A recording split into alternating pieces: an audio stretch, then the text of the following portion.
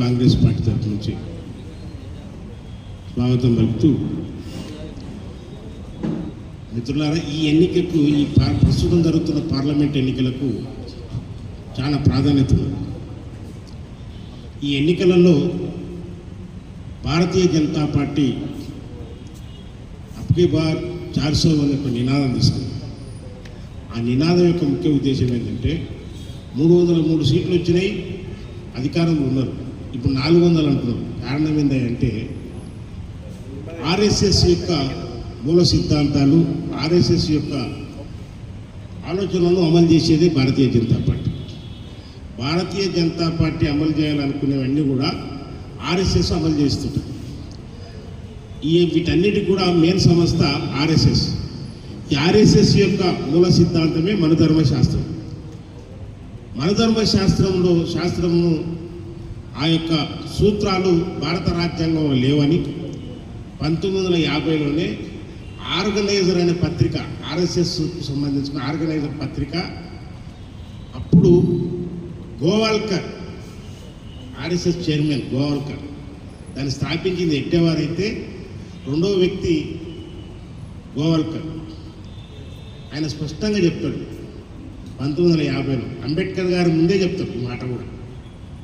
అంబేద్కర్, మీరు రాసిన రాజ్యాంగంలో మనధర్మ శాస్త్ర సూత్రాలు లేవు, ఖచ్చితంగా రేపన్నాడు మేము అధికారంలోకి వచ్చిన రోజు ఇది ఖచ్చితంగా తొలగిస్తామని కూడా స్పష్టంగా వాళ్ళు చెప్పారు. ఇంకొక మాట చెప్తారు, మీరు ఎన్ని రాజ్యాంగాలు రాసినా మనధర్మాన్ని మాత్రం ప్రజల నుంచి దూరం చేయలేరు అని చెప్పేసి కూడా ఘంటాపదంగా చెప్పిన చరిత్ర వాళ్ళు. అంటే ఈరోజు ఆర్ఎస్ఎస్కు సంబంధించుకున్న శాఖలు ఏవైతే ఉన్నాయో, ఏబీవీపీ కానీ, విశ్వ హిందూ పరిషత్ కానీ, బజరంగ్ దళే కానీ, ఇట్లా రకరకాల హిందూ వాహిని అని రకరకాల సంస్థలు ఉంటాయి ఆర్ఎస్ఎస్కి. ఆ సంస్థలతో పాటుగా బీజేపీ అనే ఒక సంస్థ, రాజకీయ సంస్థ ఉంది. బీజేపీ పార్టీ అనే ఒక రాజకీయ సంస్థ ఆర్ఎస్ఎస్కు లింక్ ఇది.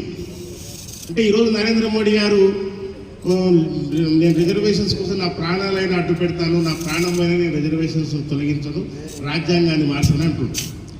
ఈ మాటను మందకృష్ణ మాదిగ గారు ఒకాలతో ఉచ్చుకుంటున్నారు. ఈ వరంగల్ ఎన్నిక చాలా ఇంత ప్రాముఖ్యంగా ప్రస్తుతం ఈ రాష్ట్రంలో ఎంత గందరగోళాన్ని సృష్టిస్తుందంటే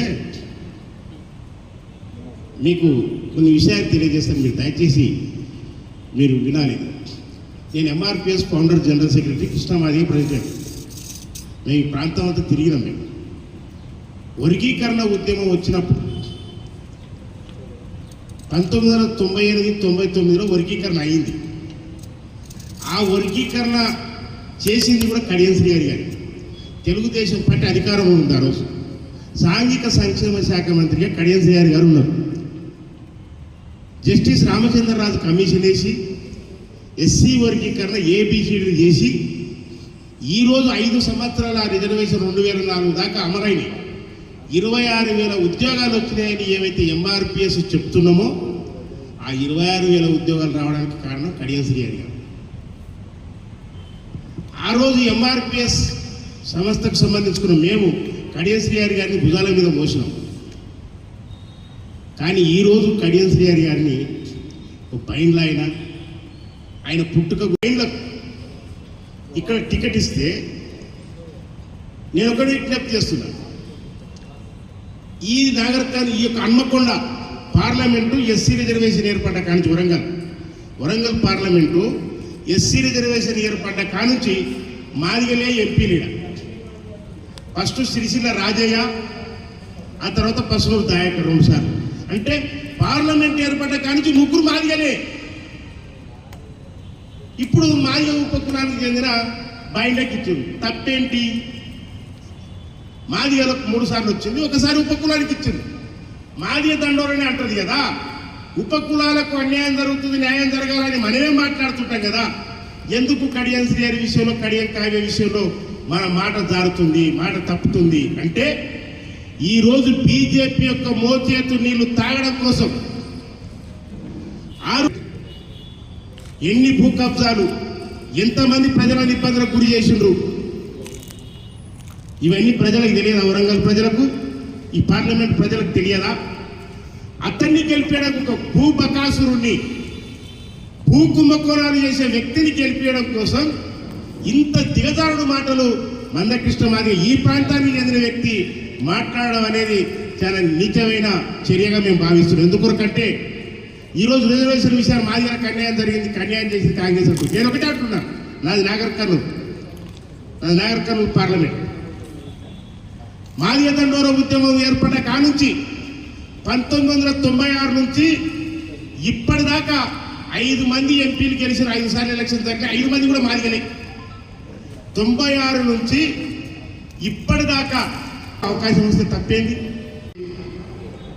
భారత రాజ్యాంగం ప్రమాదంలో ఉన్నది. ఎందుకొరకు ప్రమాదం సృష్టించేది బీజేపీ, సృష్టించేటట్టు చేసేది ఆర్ఎస్ఎస్. ఇక 2 మిగిలినాయి, అన్నీ అయిపోయినాయి. ఆర్ఎస్ఎస్ అనుకునే సూత్రాలు అన్నీ అయిపోయినాయి. 2 మిగిలినాయి. ఒకటి, ఈ దేశాన్ని హిందూ దేశంగా ప్రకటన చేసుకోవడం, 2 భారత రాజ్యాంగాన్ని రద్దు చేసుకోవడం. కనుక ఇక్కడ మా కులాల విషయానికి వచ్చినప్పుడు సామాజిక న్యాయానికి ఏం ప్రమాదం లేదు. ఖచ్చితంగా ఇక్కడ కడియం కావ్య గారిని బలపరచాలి. ఎందుకొరకు బలపరచాలి అంటున్నట్టే, బీజేపీ వస్తేనేమో రిజర్వేషన్స్ పోతాయి, కాంగ్రెస్ వస్తేనేమో రిజర్వేషన్స్ ఉంటాయి, భారత రాజ్యాంగం ఉంటుంది, రిజర్వేషన్స్ పెరుగుతాయి. ఈ లిమిట్ అనేది 50% లిమిట్ను తొలగించి జనాభా నిష్పత్తి ప్రకారం బీసీ జనగణన చేసి అన్నింటినీ రిజర్వేషన్ పెంచుకుంటాం. రిజర్వేషన్ బీజేపీ చేయదు, సుప్రీంకోర్టు చేస్తుంది. సుప్రీంకోర్టు ఏబిసిడి చేస్తుంది. ప్రస్తుతం సుప్రీంకోర్టులో 7 జడ్జీలతో ధర్మాసనం వాదోపవాదాలు జరిగినాయి. జడ్జిమెంట్ రిజర్వ్లో ఉంది. ఆ జడ్జిమెంట్తోనే మాదిగల యొక్క భవిష్యత్తు ఆధారపడిందని చెప్పేసి విజ్ఞప్తి చేస్తున్నా. బీజేపీకి మద్దతు చేస్తున్నంత మాత్రాన అది మాకు ఏబిసిడీలు అయితే అని మేము నమ్మము. మీరు బీజేపీకి మద్దతు చేయమంటే మాదిగలో ఒప్పుకోమని చెప్పేసి విజ్ఞప్తి చేస్తున్నాం.